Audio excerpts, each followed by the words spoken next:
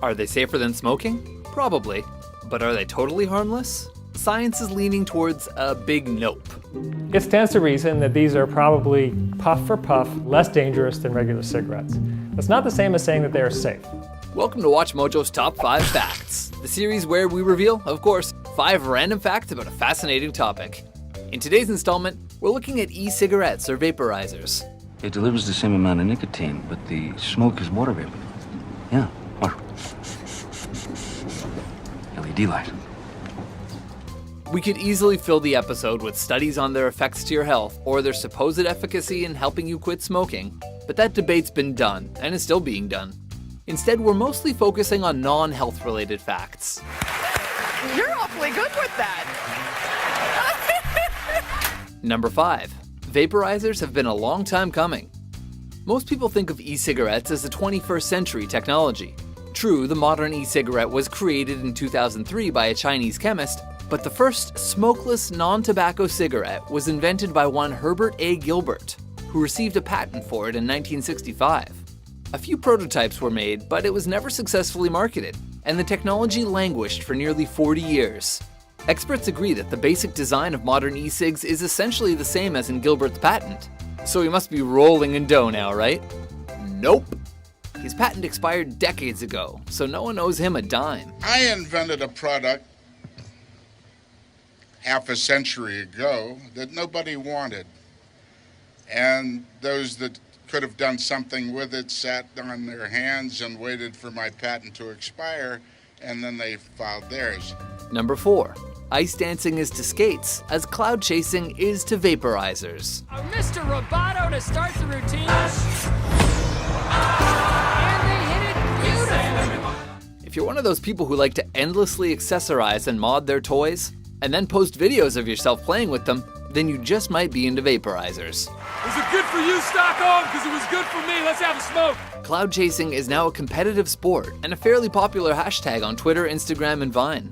Cloud chasers trick out their vaporizers with custom mods, decks, and drippers. The vapor clouds they produce are kinda cool, though the jargon is a bit intense. 510 threading's buttery smooth. So it's usually on a 20 gauge 5 wrap with roll wires, 5 wrap 22 gauge center post sleeper build. The VG is where you're going to get your plumes. Number 3. Nicotine poisonings are on the rise. So, you just died of nicotine poisoning. Sucks to be you. The good news is, it happened pretty fast. In the US, the Center for Disease Control reported in August 2014 that calls to poison control centers involving e-cigarette liquids containing nicotine raised from 1 per month in 2010 to 215 per month in 2014. Nicotine overdoses can cause nausea, vomiting, and diarrhea. And if the mass exodus of bodily fluids didn't alarm you enough to seek medical attention, the heart palpitations, difficulty breathing, and your newly acquired lisp might also do the trick. Half of those incidents involve children under the age of 5. Doctors say that depending on the concentration of the e-liquid used, ingesting just half a teaspoon could be enough to kill a child. Making matters worse is that liquid nicotine solutions can actually be absorbed through the skin, are often given candy flavors, and are often not required to be sold in child-proof containers. Don't forget, tobacco is a loaded pistol, and time pulls the trigger. Number 2. The kids are vaping out.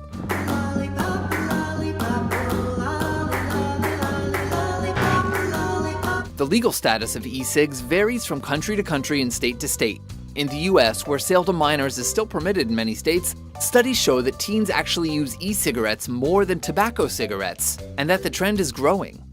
In fact, the Center for Disease Control says teens now use vaporizers 3 times more than they did in 2012. Aside from the fact that many states permit their sale to minors, the rise in teen vaping might have to do with the way they are marketed. What kind do you smoke? Strawberry or mango, usually. E-liquids are sold in flavors that clearly appeal to young people. Flavors like these, as well as others like Crazy Berry, Sweet and Sour Kiss, Twisted Grape, and something called Zombie Blood. Number 1.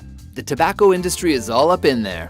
For now, there's no one overseeing these companies, so they can essentially just do whatever they want on air. The global e-cigarette industry makes an estimated $3 billion in sales annually, while the tobacco industry sells about 250 times more than that.